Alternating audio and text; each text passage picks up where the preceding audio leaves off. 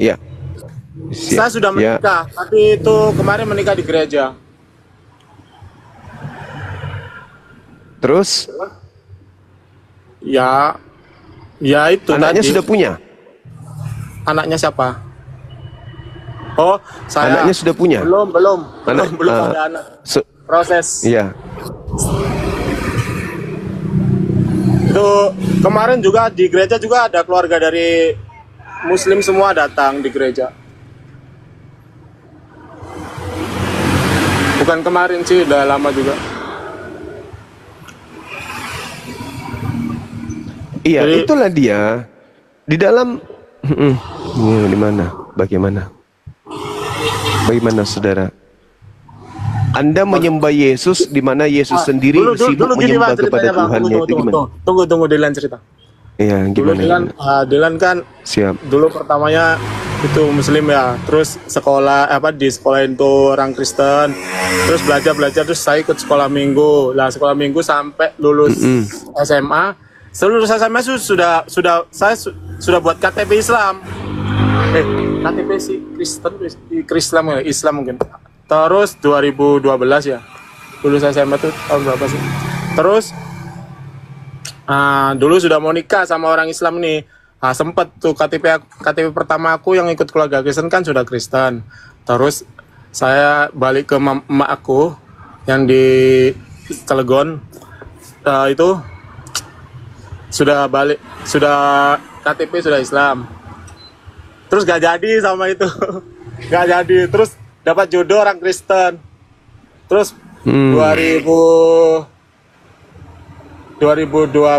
sudah ke KTP Islam, terus 2020 lah. 20 Iya. Pas corona itu KTP ganti lagi Kristen. Oh. Itu mau nikah. Iya. Anda tahu tidak, saudara Dylan, tahu nggak kalau orang Kristen itu nanti diusir oleh Yesus? Itu saya tidak belajar lah bang, tidak belajar ke situ-situ. Yang aku tahu Tuhan Yesus sama itu Allah, tidak belajar sampai dalam-dalam lah bang. Cilegon bukan Cirebon, Cilegon.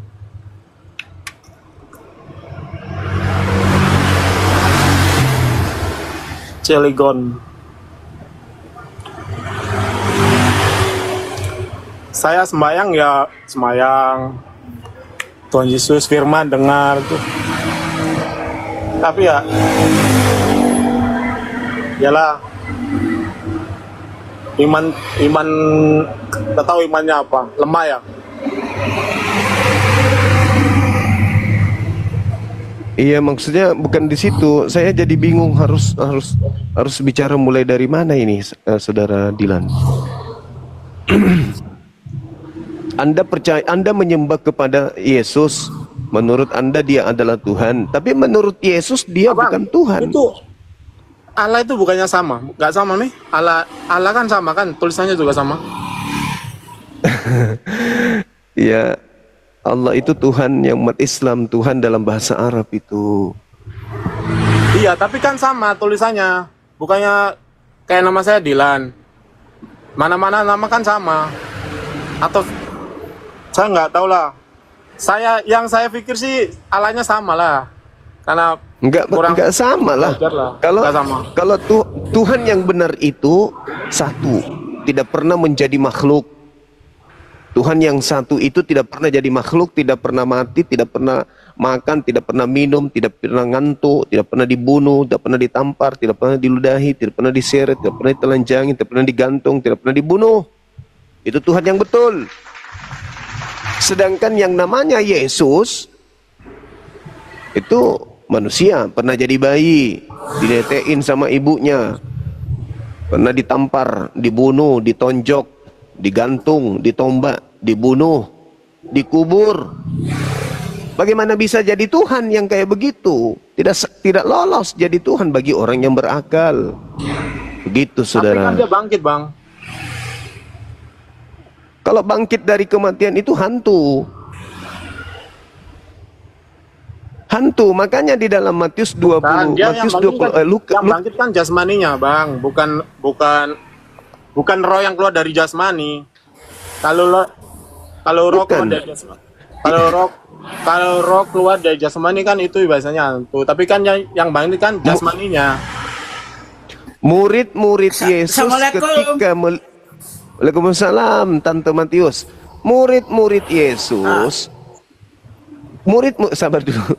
Murid-murid Yesus ketika melihat seorang Yesus yang bangkit dari kubur, muridnya menyangka Yesus itu hantu.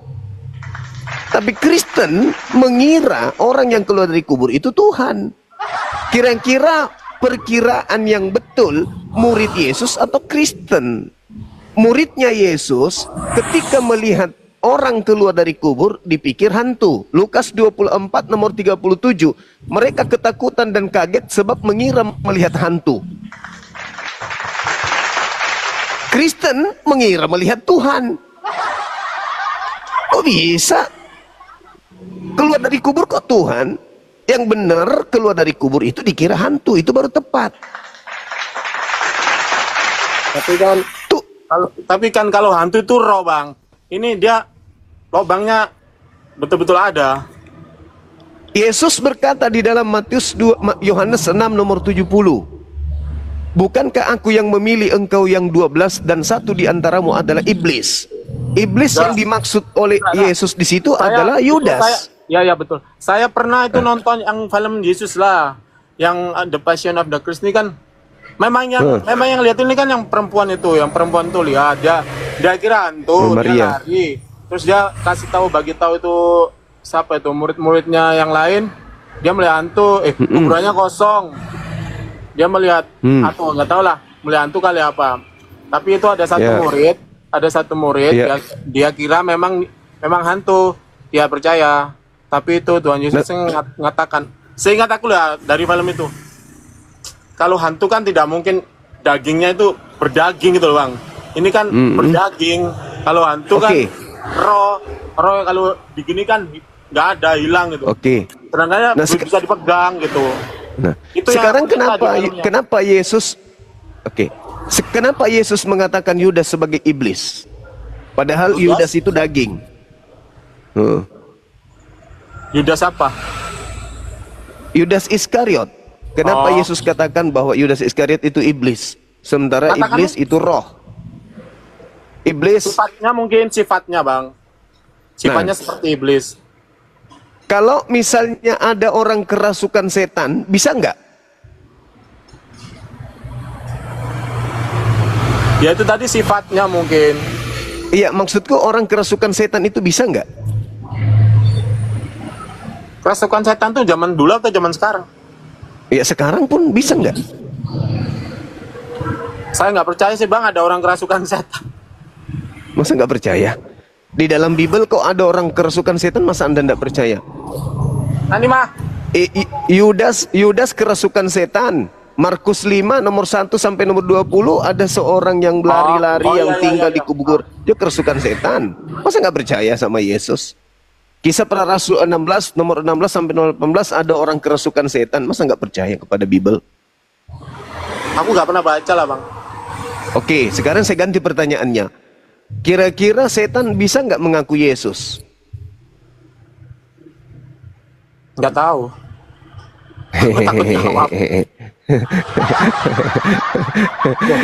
Di dalam itu ada saksi. Yang aku lihat lah, aku nggak pernah baca Bible, cuman aku menyaksikan filmnya itulah. Film. Kan saksinya kan nyata itu Tuhan Yesus, bukan itu kayak roh gitu loh. Kalau misalnya roh kan oke lah dianggapnya hantu atau apa setan. Tapi kan dia berwujud daging. Kalau orang berwujud daging, terus ada lubangnya juga, ada yang apa nih jejak-jejak yang bukti nyata doang. Sekarang misalnya kalau yang disalib yang lubang tangannya bukan Yesus tapi orang lain, gimana? Nah tapi kan ada lubangnya. Iya kalau semua. Yang digantung itu ternyata bukan Yesus, berarti yang keluar dari kubur ini, bukan Yesus, betul? Siapa yang digantung? Yang disalib. Tunggu dulu.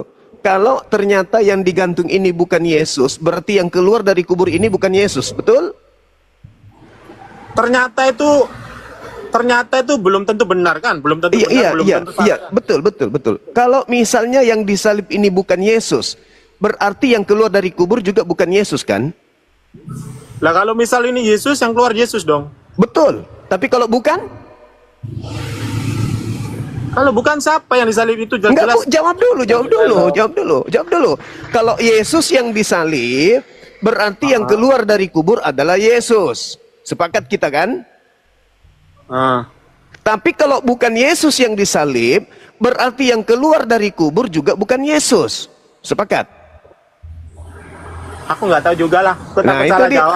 Nah, itu dia masalahnya. Masakan ia yang disalib bukan Yesus, lalu yang keluar dari kubur adalah Yesus? Tidak mungkin. Ya. Berarti kalau yang disalib ini bukan Yesus, maka yang disalib ini, yang keluar dari kubur ini juga bukan Yesus. Itu otomatis itu. Betul? Ya, tapi kalau itu misalnya benar, kalau misalnya salah kan itu Tuhan Yesus. Jadi kalau benar yang disalib Yesus, berarti yang keluar dari kubur Yesus. Betul? Ya kan, berarti ada dua opsional. Benar atau salah apa nih? Nah, sekarang kita buktikan, apakah itu Yesus yang disalib atau bukan Yesus yang disalib? Emang ada buktinya? Ada? Aku nggak tahu. Nah, sekarang Yesus ketika belum terjadi penyaliban, Yesus mengajarkan murid-muridnya. Di dalam Lukas 21 nomor 8. Apa kata Yesus kepada muridnya? Waspadalah kepada penyesat yang datang kepadamu dengan memakai namaku dan berkata, akulah dia. Dia itu siapa? Akulah Yesus. Berarti penyesatnya mengaku akulah Yesus. Mana sih? Di mana Lukas, itu? Lukas 21 nomor 8. Coba kamu buka. Nah gitu dong. Saudaraku Matius, ganteng, apa kabar? Assalamualaikum. Sehat. Alhamdulillah. Waalaikumsalam warahmatullahi. Baik. Lukas Ya. berapa? Ya. Lukas 21 nomor 8. Habis ini saudara Matius nanti boleh gantikan saya ya. Lukas 21 ayat. Boleh 8. boleh saya narasi sebentar ya? Saya ganti ya. Habis ini nanti setelah dia baca. Lukas 21 ayat Baik, 8. siap Gurunda. 8. Siap. Hai. Jawabnya, waspadalah supaya kamu jangan disesatkan, sebab banyak orang akan datang dengan memakai namaku dan berkata, akulah dia, dan saatnya sudah dekat. Bang, gini loh bang, waspadalah. Silakan. Tunggu ya, sini banyak bising lah. Itu ucapan Yesus untuk siapa? Yang bertanya. Muridnya, ya oke. Untuk muridnya yang bertanya. Oke, berarti ada seorang murid bertanya. Oke, terus. Terus kan ada orang murid, guru, bila manakah itu akan terjadi dan apakah tandanya kalau itu akan terjadi? Terus Yesus ini jawab, waspadalah supaya kamu jangan disesatkan, sebab banyak orang akan datang dengan memakai namaku dan berkata, akulah dia, dan saatnya sudah dekat. Janganlah kamu mengikuti mereka. Betul kan? Oke, betul. Apa yang salah? Jadi penyesatnya itu berkata, akulah dia. Bukan bang, ini ada titik komanya. Jadi, waspadalah kepada penyesat yang datang kepada kamu dengan memakai namaku dan berkata, akulah dia.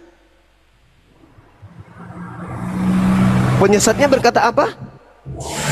Akulah dia. Itu tanda-tandanya. Penyesat itu berkata, akulah dia.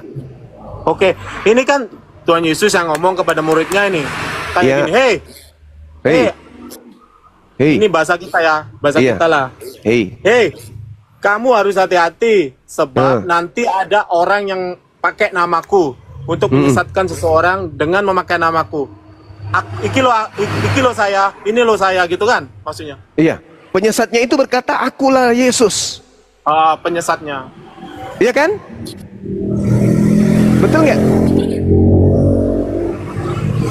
Jadi penyesatnya itu muncul setelah Yesus membawa nama Yesus dan berkata, akulah Yesus. Betul nggak? Itu dulu.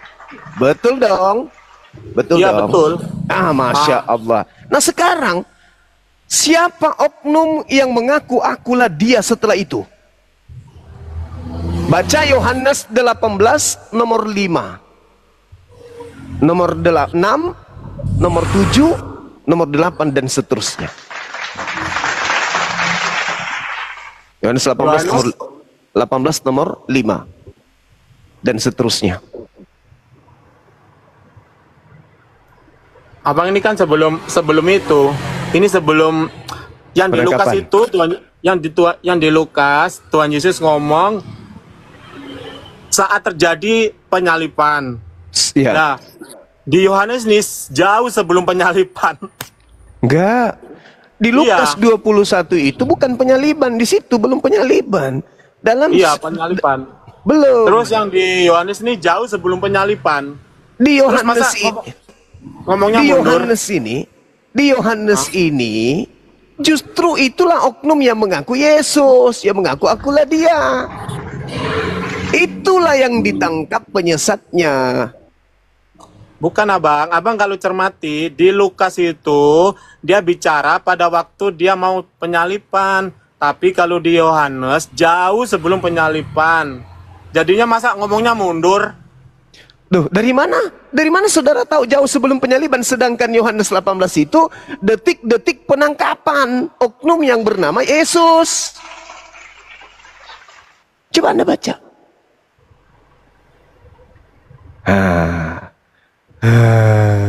Tapi iya betul ini tidak ada yang salah. Bukan betul dalam catatan ini Tuhan Yesus yang ngomong. Dari mana Anda tahu? Dari mana Anda tahu kalau itu Yesus? Sementara Yesus menubuatkan, waspadalah kepada penyesat yang datang kepadamu dengan memakai namaku dan berkata, akulah dia. Di situ ditanya, siapakah yang engkau cari? Kami mencari Yesus dari kota Nazaret.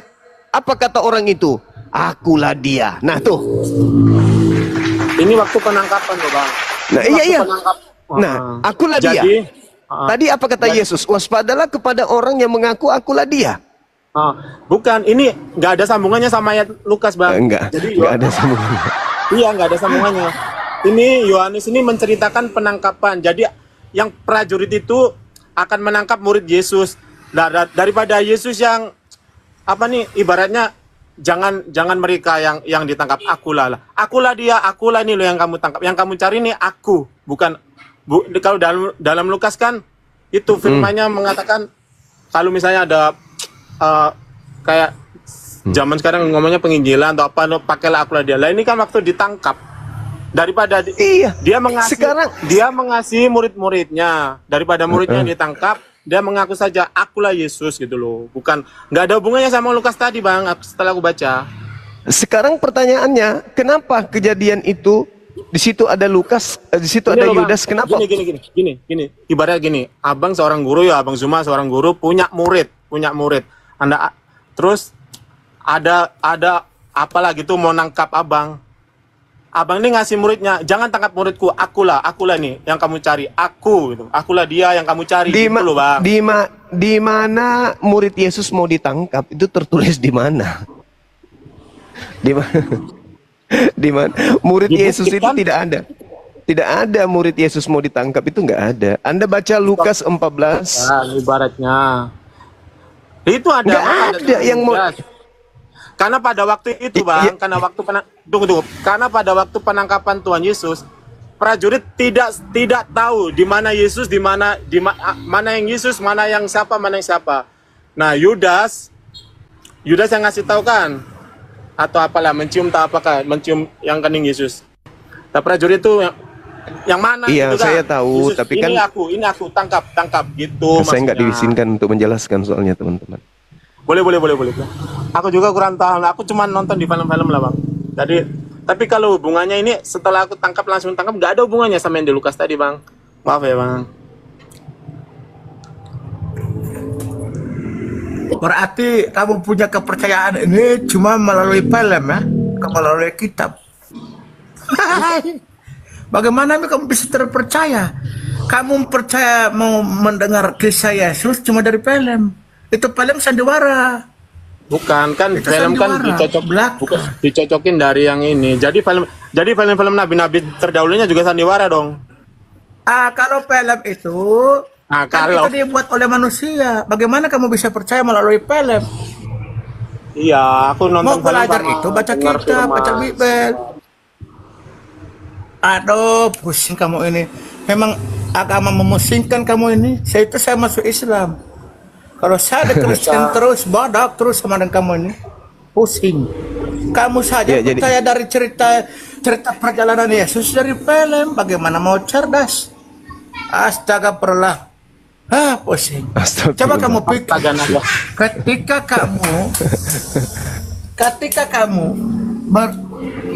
Ketika kamu dari lahirnya Yesus saja, ketika malaikat mengatakan kepada Gabriel, malaikat, kamu akan mengandung seorang anak manusia. Kenapa dia lahir tiba-tiba jadi Tuhan? Sedangkan malaikat mengatakan kamu akan lahir mengandung seorang anak manusia. Kalau kamu pikir secara kamu punya akal sehat, kenapa malaikat katakan dia manusia tiba-tiba lahir jadi Tuhan? Sedangkan waktu masih di kandungan Yesus, malaikat tidak pernah mengatakan kamu akan mengandung seorang Tuhan. Nah, kenapa dia ketika lahir jadi manusia? Kanda sabar Bang Matius. Kanda Handi monitor Kanda. Halo Kanda. Halo Bang Handi. Bang Handi monitor. Saudara Matius, nanti Bang Handi tolong infokan. Kebetulan di bawah ada Pumbese, Kepala Kejaksaan Jakarta Timur, Jakarta Selatan. Mau ketemu saya Bang Handi, saya turun dulu ke bawah. Ambil alih dulu koma sebentar aja. Oh iya. Ada Bu Jaksa di bawah. Bentar Kanda ya. Siap, turun dah siap. Oke. Tenang Yuk. saja.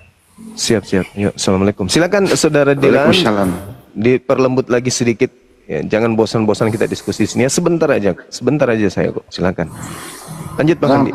Tenang deh Dila, saya nemani Anda di sini. Jadi itu Dilan. Kira-kira menurut kamu seperti apa itu?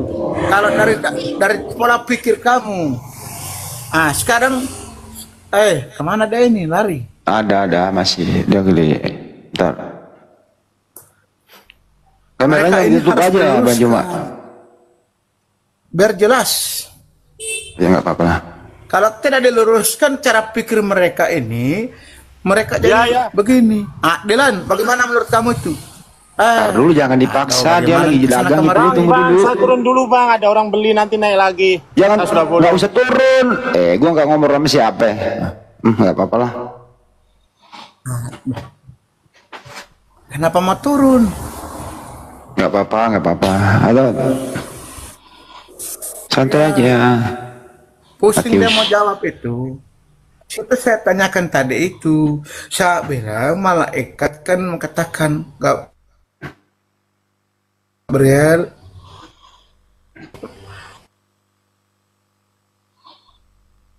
Santai aja, Matius.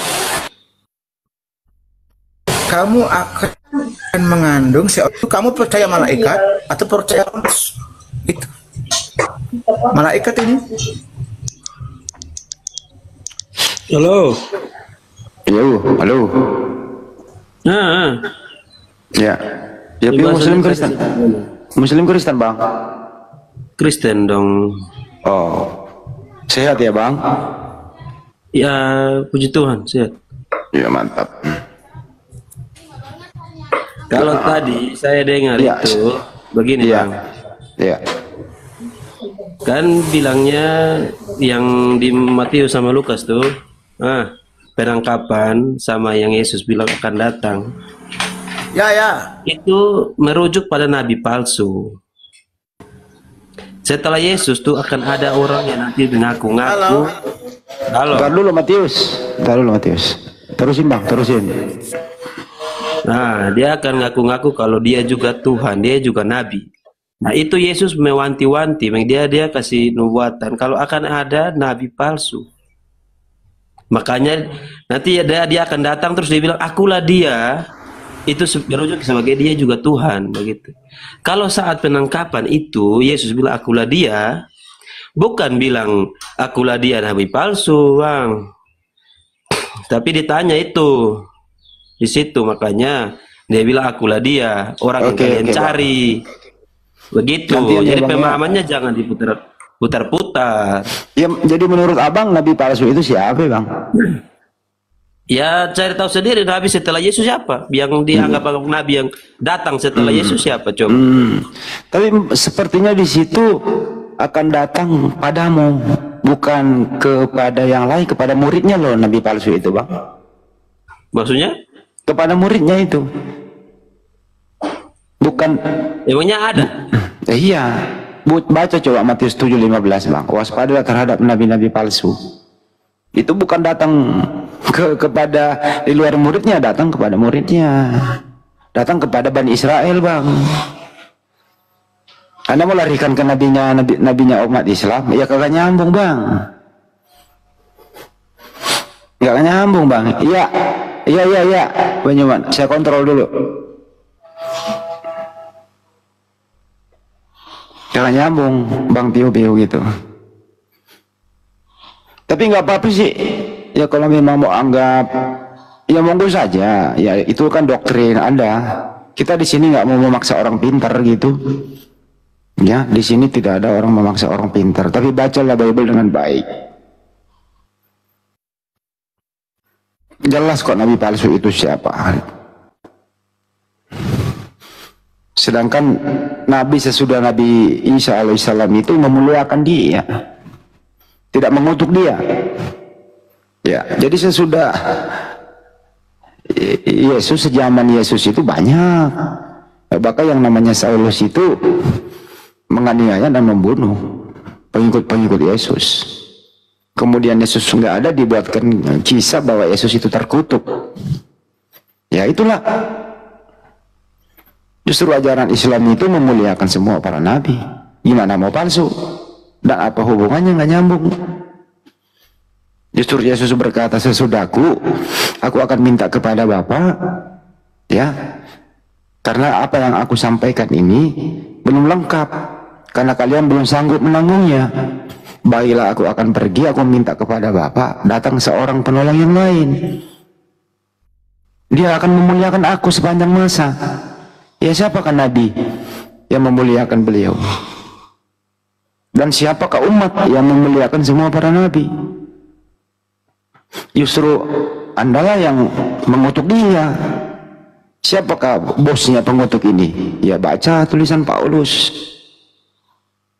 Bagaimana dia menyalip, membuat surat mengutuk Paulus dengan tidak manusiawi begitu. Demi apa? Dijadikan tumbal menembus dosa.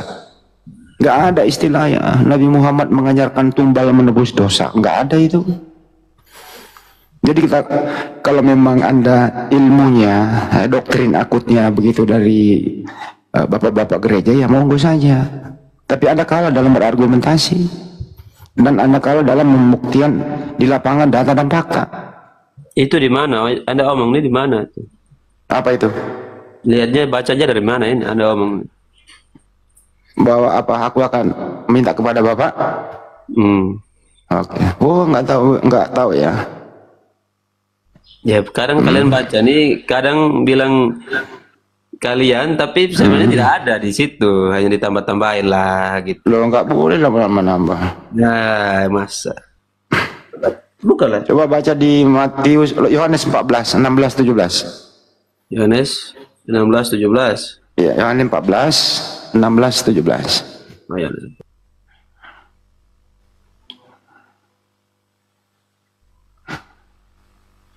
Ya kagak mungkin lah aku berani nambah-nambah, bro.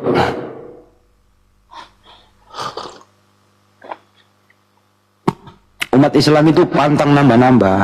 Nggak boleh nambah-nambah. Jangan nambah, dibaca apa adanya. Lu nggak setuju kok, apalagi kita nambah. Makanya kami Muslim itu sebelum naik ke sini itu kita baca dulu, pelajari dulu, dipakai berargumentasi, supaya kita jauh dari penistaan, jauh dari ngarang-ngarang. Ya, halo Bang.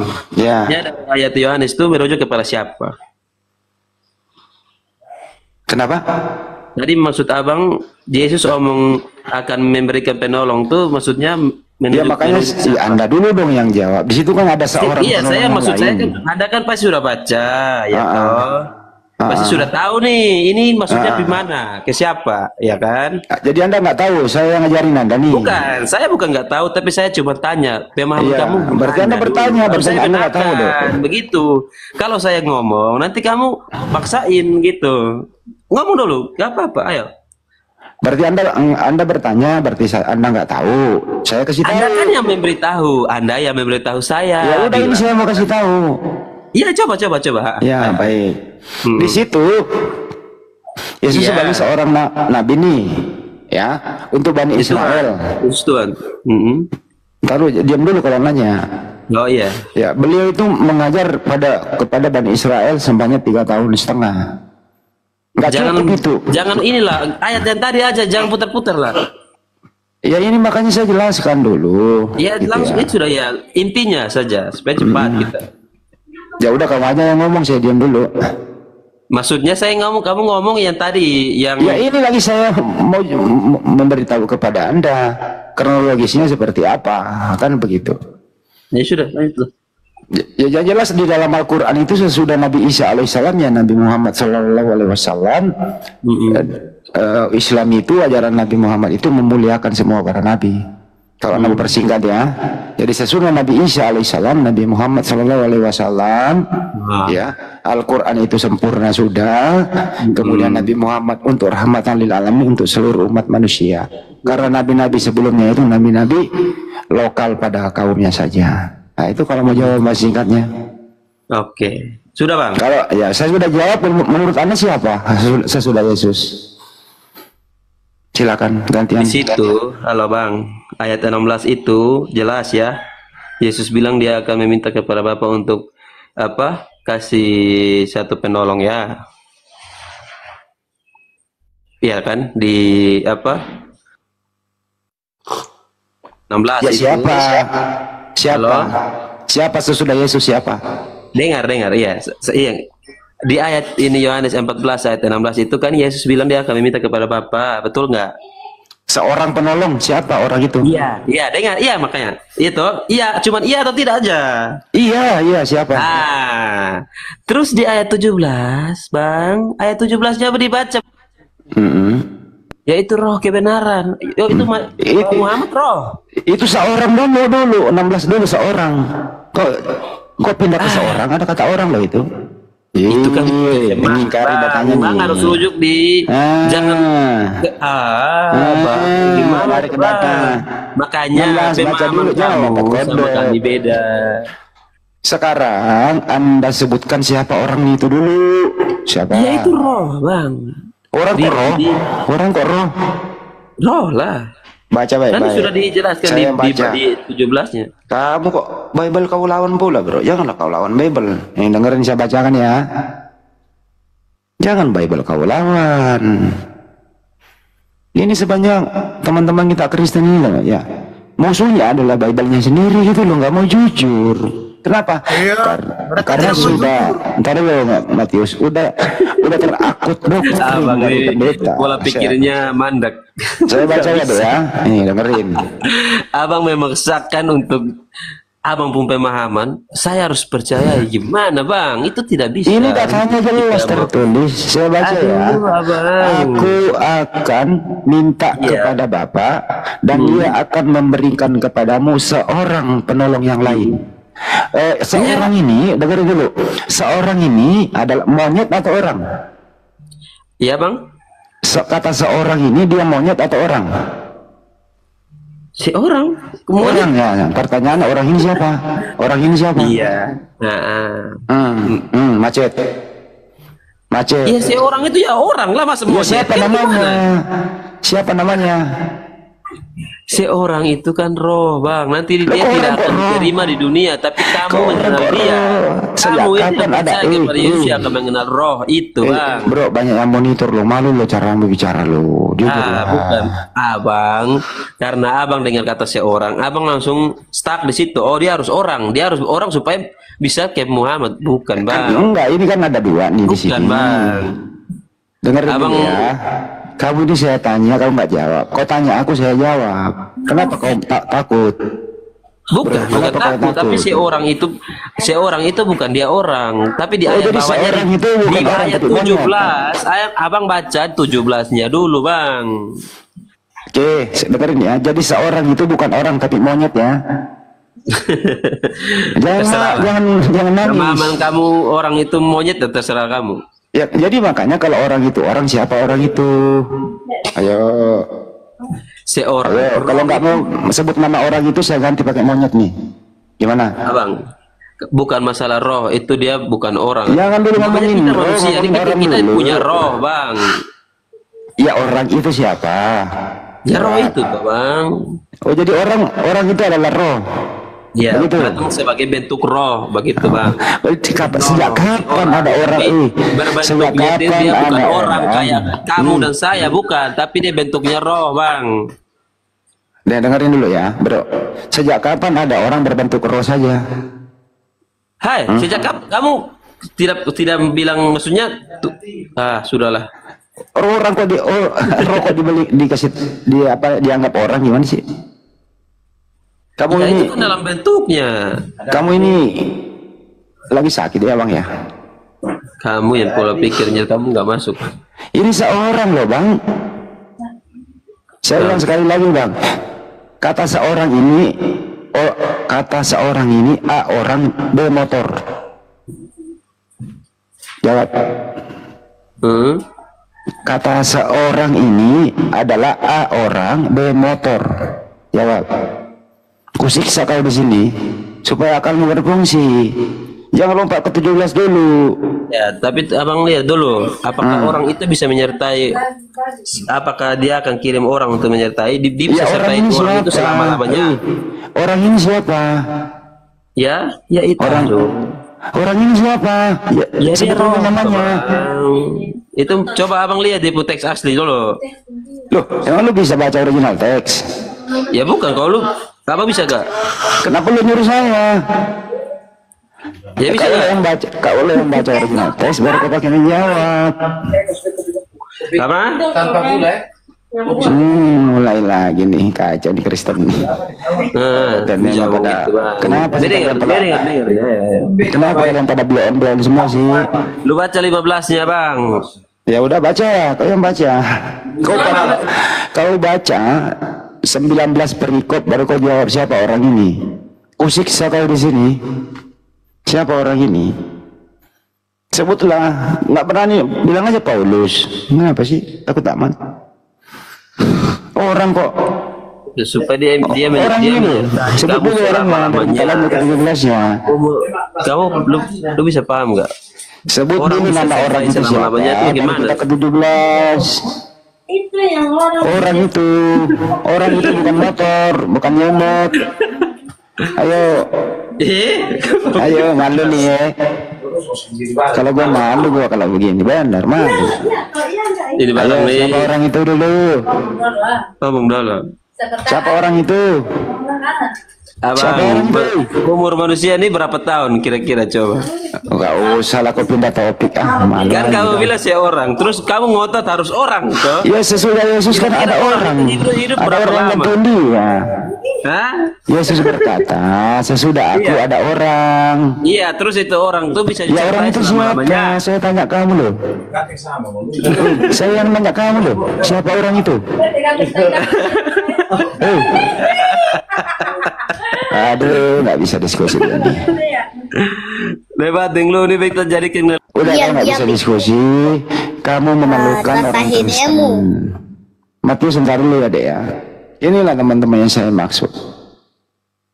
Mereka ini sebenarnya ya akal sehatnya itu dari kunci dengan sibilisis dan satu komando dari pendetanya bahwa kalau kau debat sama umat Islam kamu harus memperbotol dirimu dengan doktrin yang kami berikan. Lawanlah Bible itu sesuai dengan doktrin. Pokoknya jangan menanggapi yang mudah ditanggapi, tapi tanggapilah dengan berbagai cara. Lawan itu data. Karena musuh terberat Anda sebenarnya itu adalah Bible itu sendiri. Itu musuh Anda, bukan kami. Anda bertanya kepada saya jawab singkat. Poinnya sangat jelas, saya menyebut nama. Dan tidak bisa dibantah kenyataannya bahwa sesudah Nabi Isa alaihissalam, Nabi Muhammad sallallahu alaihi wasallam. Ajaran Nabi Muhammad sallallahu alaihi wasallam itu di dalam Al-Qur'an memuliakan semua para nabi, termasuk Nabi Isa alaihissalam. Dijelaskan di surah An-Nisa 157, Nabi Isa alaihissalam tidak disalib dan tidak dimetongin. Ya, yang mengalami musibah tragis terkutuk itu adalah orang yang diserupakan. Jadi ajaran Nabi Muhammad SAW untuk rahmatan lil alamin, untuk seluruh umat manusia. Kenapa? Yesus mengajar berapa tahun sih? 3,5 tahun. Apa cukup? Kagak. Makanya dia berkata, sesudahku ada seorang penolong. Coba bayangkan kalau nggak ada Nabi Muhammad SAW, mentok di Nabi Isa alaihissalam, apa yang kami lakukan umat manusia di muka bumi ini? Hukum apa yang berlaku? Ini saya harus jujur di sini ya. Hukum apa yang bisa kita berlakukan kalau tidak ada Nabi Muhammad SAW, tidak ada Al-Quran dan tidak ada hadis? Bagaimana cara Anda kawin? Kalau di Islam bagaimana cara Anda nikah? Anda akan zina seumur hidup. Tidak ada hukumnya. Hanya di Islam. Bagaimana Anda bisa berjual beli? Bagaimana Anda bisa hubungan sosial, hablum minan nas? Bagaimana cara Anda mau beribadah? Bagaimana caranya Anda berbagi sesama, terutama dalam hal zakat dan seterusnya? Justru Islam datang melengkapi, karena memang nabi-nabi sebelumnya itu untuk kaumnya. Terus kemudian tidak ada Islam, kita wajib dengan hukum Taurat. Celakalah kita semua. Kenapa celakanya? Ya, hukum Taurat itu untuk Bani Israel. Kita harus menjadi Bani Israel dulu. Kita harus menjadi Yudaism dulu. Beratnya nih ya. Kenapa berat? Ya perdagangan mampet, terutama di sektor perikanan. Kenapa cumi, udang, belut yang tidak bersisik itu nggak boleh dimakan, haram hukumnya. Bagaimana perdagangan perikanan?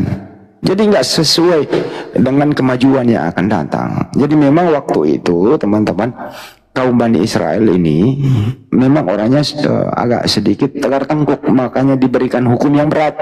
Tapi mereka sanggup. Karena saking kesombongannya, diberilah hukum yang berat.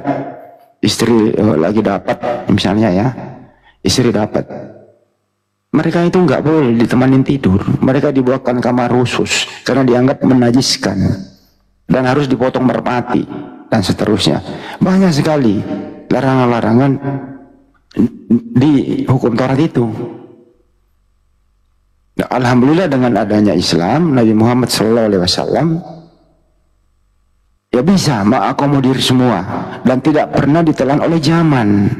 Dan justru zaman inilah, apapun perkembangan iptek, apapun itu, penemu-penemu baik dari segi kesehatan, dari segi kedokteran, dari segi embriologi, dari segi penemuan baik di atas, di bawah laut, di daratan, di atas langit sana, itu penemu-penemu itu berkesesuaian dengan Al-Quran. Ada nggak yang berkesesuaian dengan kitab sebelumnya? Nggak ada. Teori Big Bang misalnya, ada gunung berapi di bawah laut, pertemuan dua air di lautan, ada nggak? Nggak ada. Bagaimana jasad Firaun ditemukan dan seterusnya itu. Yang jelas di situ. Begitu juga di Al-Quran. Kata Nabi Isa alaihissalam, sesudahku akan datang seorang nabi, yaitu Muhammad Shallallahu Alaihi Wasallam. Jadi ada identiknya begitu. Nah di situ nanti kalau ke-17-nya, nah ini langsung dia ke-17, dia larinya katanya Roh Kudus, nenekmu kiper. Penjelasan di 17-nya itu, ia akan menyertai kamu selama-lamanya, yaitu roh kebenaran. Dunia tidak dapat menerima dia sebab dunia tidak melihat dan tidak mengenal dia, tetapi kamu mengenal dia sebab ia menyertai kamu dan diam dalam diri kamu. Maksudnya roh kebenaran itu adalah ajarannya. Ya berbentuk firman itu, ya kitab sucinya itu. Masa roh adalah orang? Ya kalau roh adalah orang, boleh juga sih. Anda boleh bermanuver, bisa dibetulkan tergantung cara berargumentasinya begitu. Yang jelas ini ajaran yang memuliakan semua para nabi gitu. Ya inilah ya teman-teman yang saya sayangkan. Orang-orang nggak punya ilmu, coba-coba nekat naik.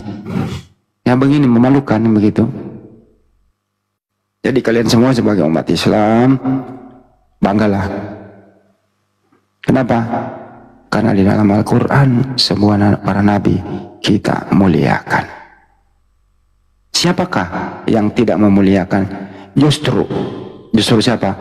Justru ada seorang mantan nabi, tadinya bernama Saulus, hidup sejaman nggak pernah ketemu so akrab, malah dia adalah musuh buyutan, ya pengikut Yesus. Mereka aniaya dan mereka bunuh. Bahkan misi perjalanannya ke Damsyik, mereka misi untuk membunuh murid-murid. Siapa orang ini? Saulus yang mantan nabi berganti nama menjadi Paulus. Ya, berganti Paulus namanya. Dia dibutakan matanya, kemudian rebah ke tanah. Terus berkata, siapakah engkau Tuhan? Nah, dia bertanya, dia langsung menjawab sendiri. Adalah suara dari langit. Akulah Yesus yang telah engkau aniaya itu. Klop ini barang. Wah, ketemu nih orang ini. Habis itu dia buat surat. Suratnya cenderung ke Yesus, terutama di Roma 14 nomor 9, Galatia 3 nomor 13, bekerja sama dengan asistennya Kisah 2 nomor 32. Kenapa demikian? Ya dia matikan seseorang di tiang salib, kemudian dia hidupkan menjadi Tuhan. Sekali lagi ya, dia matikan seseorang, kemudian naikkan menjadi Tuhan. Nah, jadi sesudah Yesus, siapakah yang mengutuk Yesus dan siapakah yang memuliakan Yesus? Ini dulu kita bahas teman-teman ya.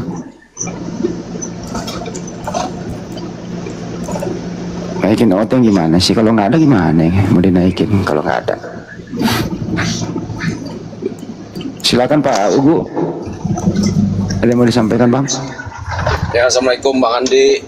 Waalaikumsalam warahmatullahi wabarakatuh. Ya, gini cuma menjelaskan tentang Roh Kudus itu seorang sepatutnya dia seorang manusia, bukannya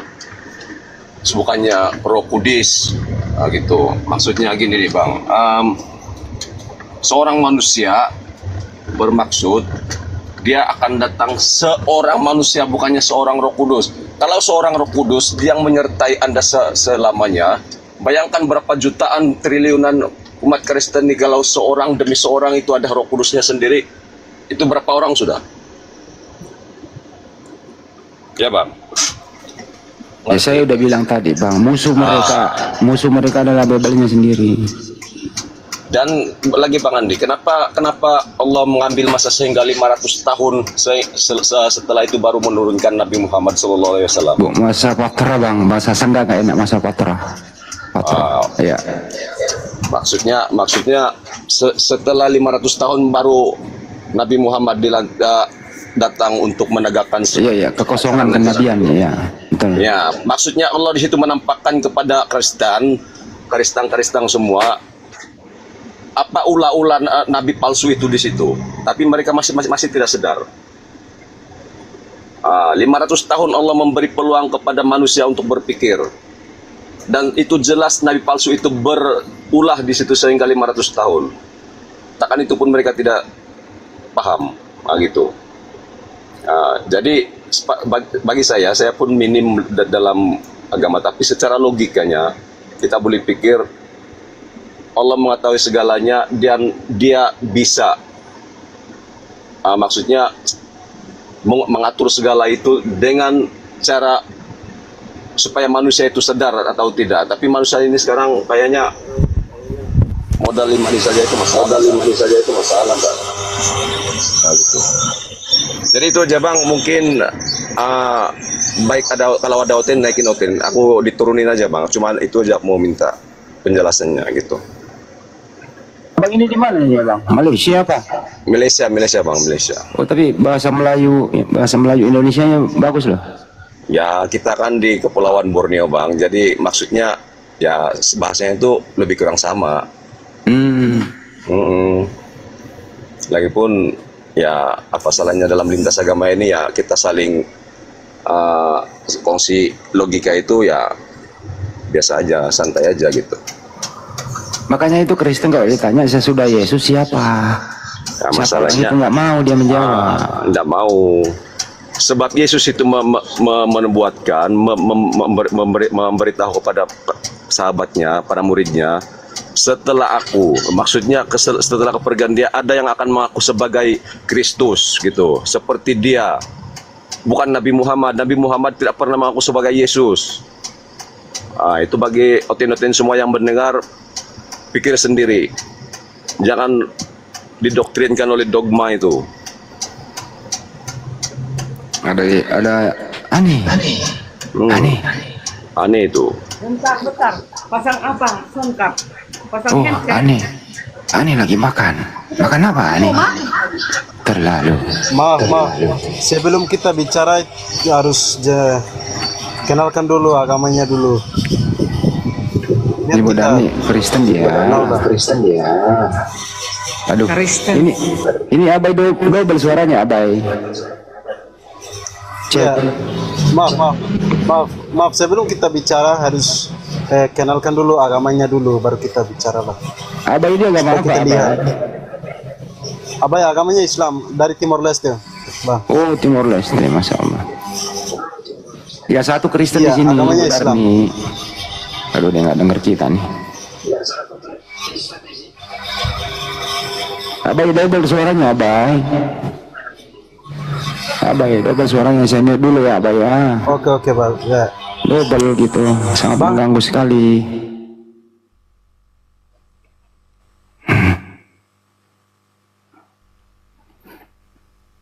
Gimana kabar Ani?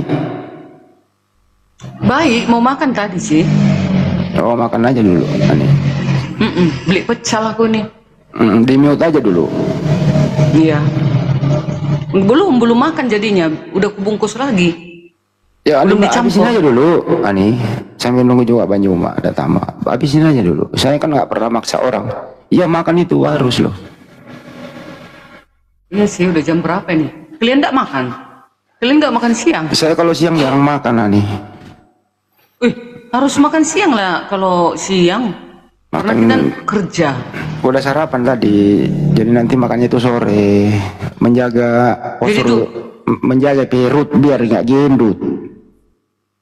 Iya, aku udah gendut perutku ini. Oke, maaf saya ada satu permintaan untuk saudara kita dari Kristen. Saya ada satu pertanyaan dulu. Coba dengerin Ani. Apa itu? Coba dia dengerin dulu. Iya. Ya, saya ada satu pertanyaan untuk saudara kita orang Kristen. Ya, boleh bisa dengar? Dengar. Silakan itu. Terusin. Silakan. Oke. Kalau double. Kalau menurut double? Ya sudah. Ada ehonya. Cek. Udah. Kalau dia ngomong dulu itu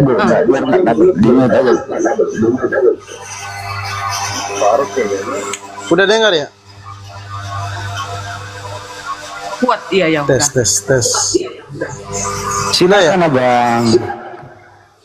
Oke. Saya ada pertanyaan begitu. Kalau menurut Kristen Yesus itu adalah Tuhan sebelum dan setelah. Ya, dan permintaan saya hari ini ya, Tuhan Yesus sebagai tetap Tuhan, ya begitu, sebagai tetap Tuhan. Dan Kalau dunia ini tanpa Tuhan hari ini, tanpa Tuhan seperti Yesus. Yesus itu sekarang di mana? Dan kalau sekarang kalau realitas sekarang, kalau orang Kristen tidak tahu dan tidak tahu beradanya Yesus sekarang. Udah saya paham. Nanti saya terjemahkan.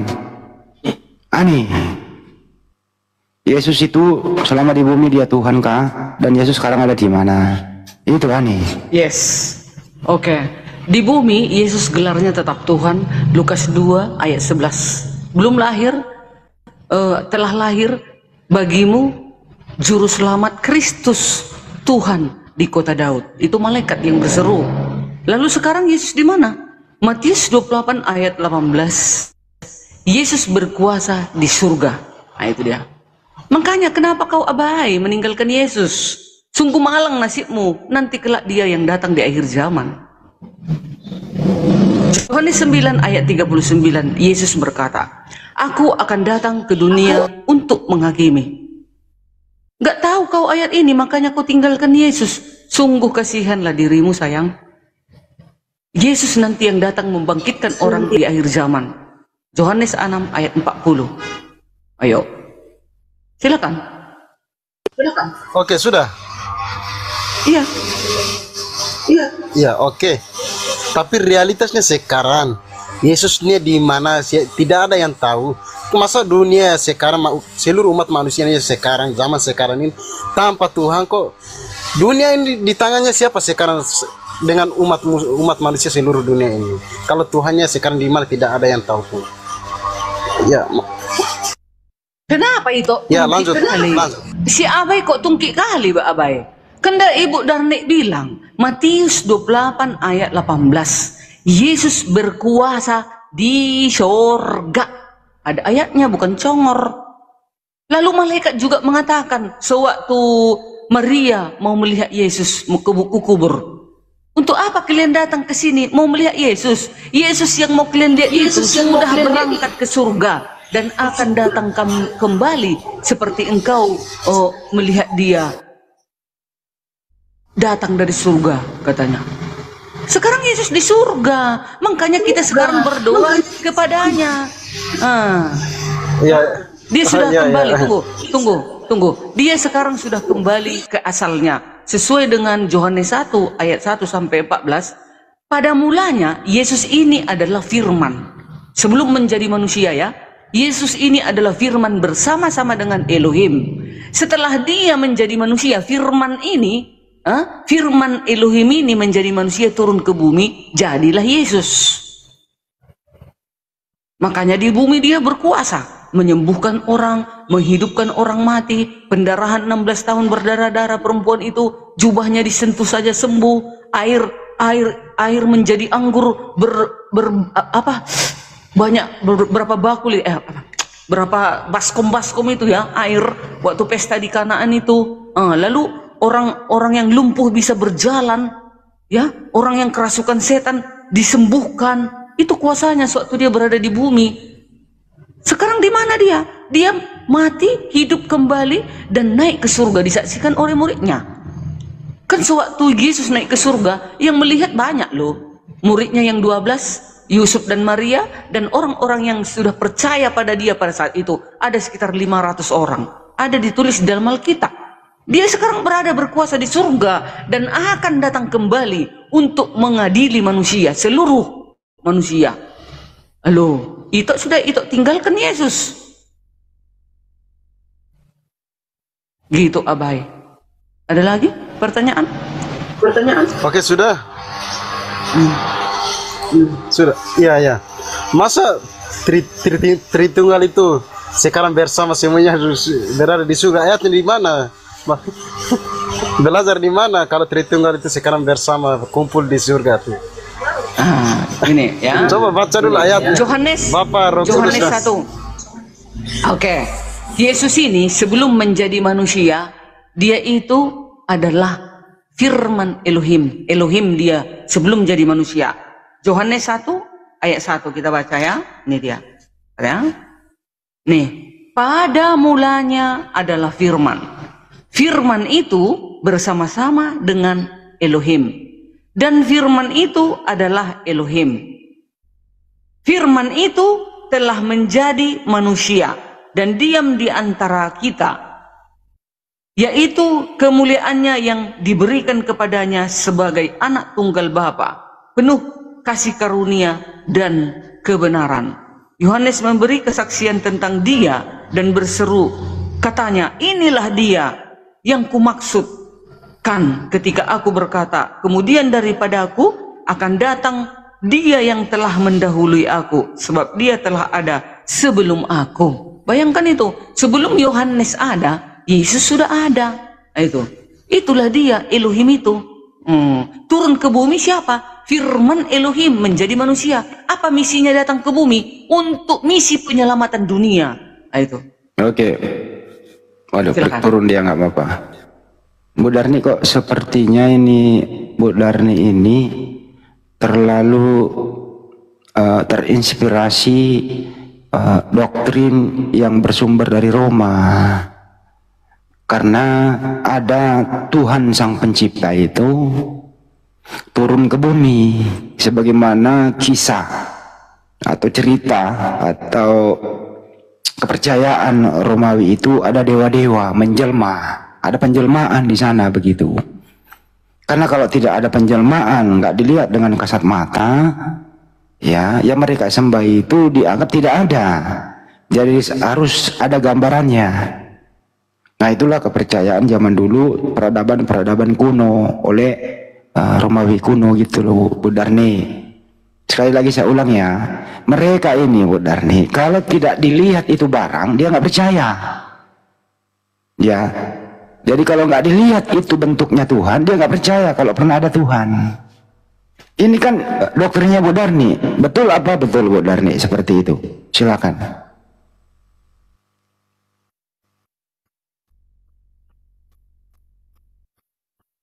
Ya kalau betul ya nggak apa-apa. Artinya apa? Ya pola ini memang dibangun dari Romawi. Kebetulan Romawi ini yang menjajah daerahnya Yesus. Ya, hadiah apa yang mau dibawa setelah dia menjajah? Ya pulanglah. Menyusun ini diprakarsai beberapa bapak-bapak gereja. Di kanon yang mana yang cocok dengan budaya Romawi. Bahkan kan dikonsilikan. Rapat akbar, seminar akbar begitu. Ya diputuskanlah. Ya Tuhan, Yesus sebagian daripada Tuhan, bagian daripada Tuhan. Yang menjelma menjadi manusia. Jadi Bu Darni ini sebagai Kristen tuh dia nggak percaya Tuhan itu harus pernah ada di bumi dilihat manusia. Kalau nggak ada Tuhan dia. Itu kira-kira. Ini ilmu baru yang saya berikan kepada kawan-kawan semua. Bahwa kalau kita mau percaya ada Sang Pencipta itu, ya lihat aja ciptaannya yang begitu dahsyat. Teratur semuanya. Susunan langit, bagaimana matahari dan bulan. Ini yang ngatur semua ini siapa? Ya pasti ada yang Maha Kuasa. Manusia tidak bisa membuat seperti itu.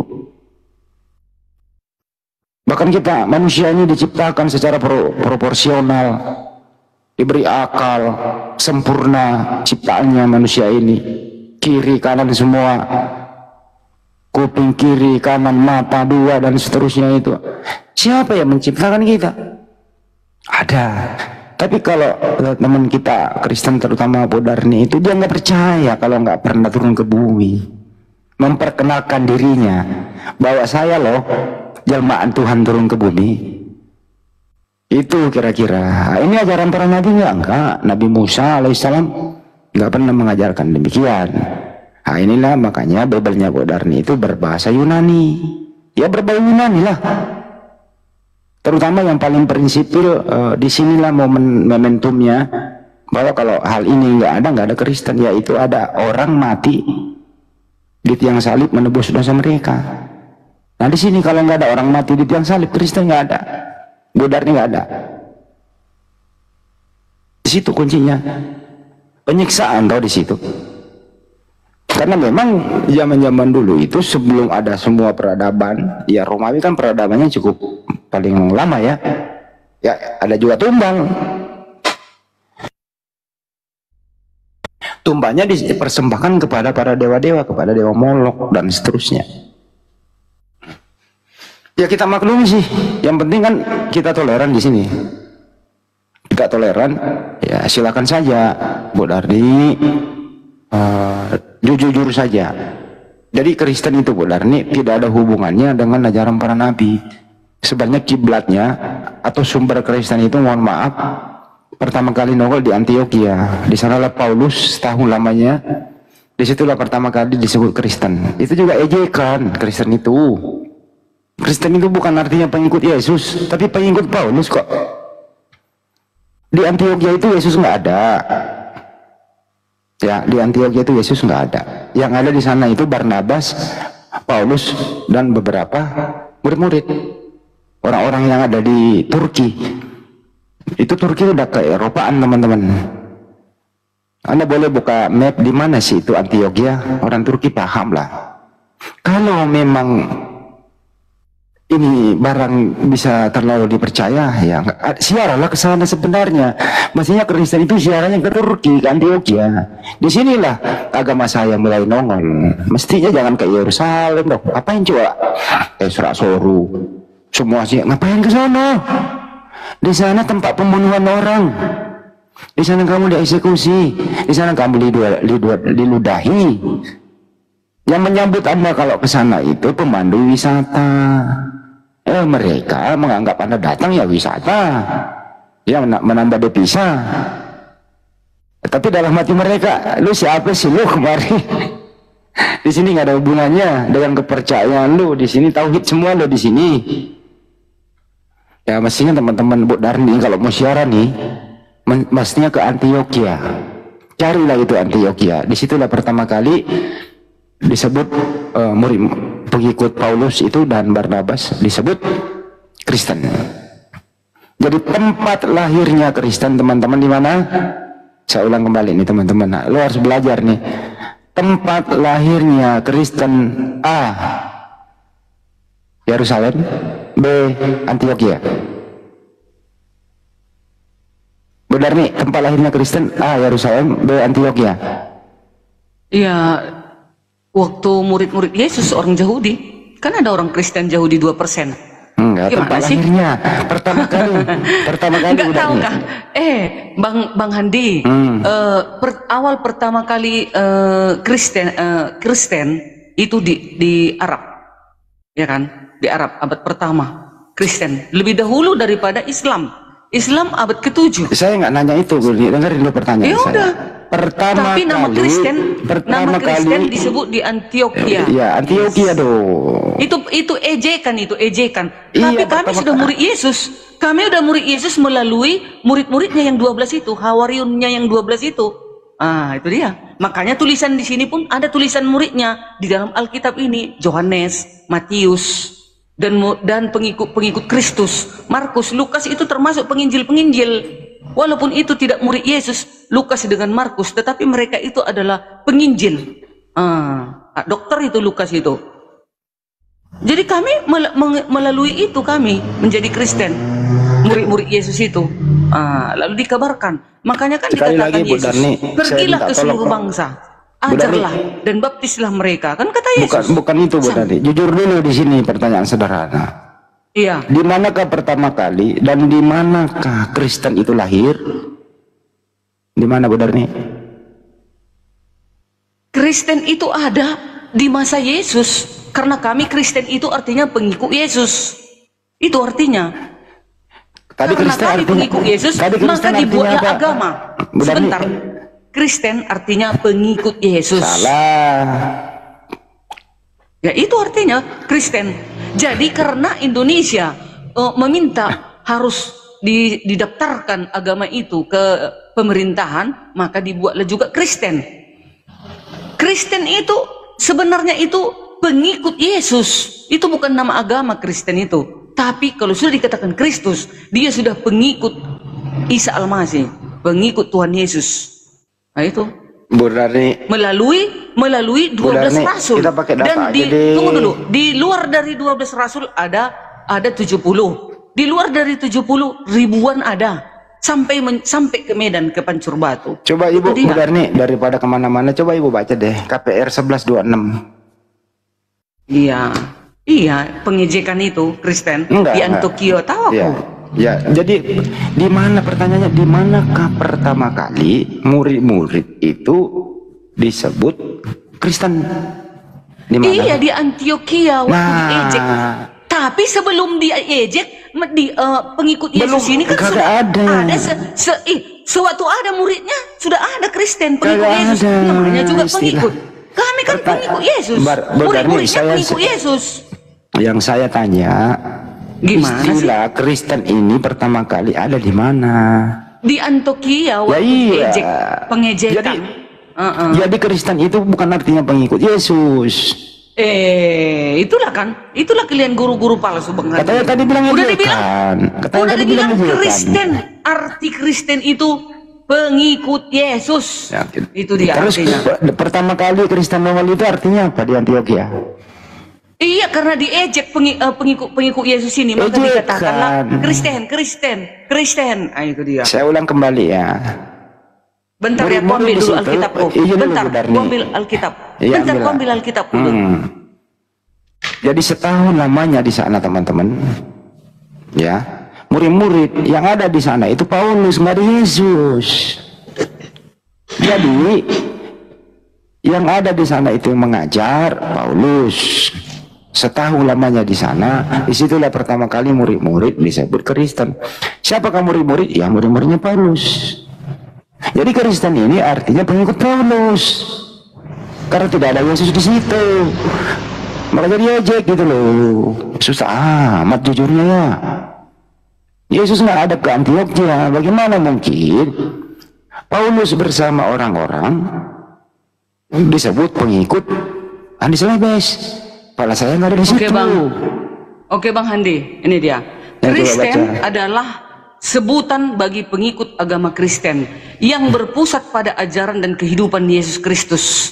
Inilah istilah Kristen pertama kali muncul di Antioquia untuk merujuk pada pengikut Yesus. Ya, pengikut Yesus itu yang diejek. Berarti Kristen sudah ada selama abad pertama. Di Antioquia itu, benar saya tanya, di Antioquia itu yang ada di situ Paulus, Yesus. Siapa yang diejek di situ? Kan pengikut Yesus kan? Saya ulang kembali, benar nih. Di situ di Antioquia, murid-murid bersama siapa? Yesus, Paulus. Iya, di 1 Korintus itu Paulus. Jadi Paulus bos di situ, bukan Yesus. Iya, itu ada kan mulai dari murid itu, dari atas, dari orang Yahudi murid Yesus. Yang ke-12, 70 dan ribuan dan lanjut dan sampai ke situ. Turun temurun itu. Dengan bahasa sederhana nih ya. Di Antioquia itu, di situ setahun lamanya. Murid-murid ini nama gurunya siapa di Antioquia? Siapa gurunya murid-murid ini? Paulus. Nggak ada Yesus, nggak apa-apa. Kan Paulus kan yang dipilih Yesus. Gimana sih Bang Handi? Ya. Jadi guru murid-murid di Antioquia adalah Paulus. Bang Handi, orang Kristen adalah mereka yang percaya bahwa Yesus adalah anak Allah, juru selamat yang diutus untuk menebus dosa manusia. Itulah makanya diejek di Antioquia itu. Nah itu. Yesus tidak ada di Antioquia, yang ada adalah Paulus. Gimana sih benar nih? Saya ulang ya. Itu Paulus lah, gantian. Di Kisah 11:26 itu Pauluslah di situ menjadi bos. Pauluslah di situ yang menjadi memegang komando. Pauluslah di situ menjadi guru bersama murid-muridnya. Murid-murid Paulus disebut Kristen. Iya. Artinya Kristen ini di situ ya pengikut bos, pengikut guru. Siapa gurunya? Ya Paulus. Clear. Salah. Itulah Bang Andi nih. Aduh. Intinya Kristen adalah sebutan bagi individu yang percaya pada Yesus Kristus dan pengikut ajarannya, serta berusaha untuk hidup sesuai dengan nilai-nilai kekristenan. Itu makanya diejek di Antioquia. Paulus ini adalah sahabat karib Petrus, murid Yesus. Gimana sih? Berhubungan nggak semuanya apa-apa. itu. Biar nggak stuck di sini. Habis dari Antioquia itu, ajaran ini kembali ke tempat lahirnya Yesus atau dia ke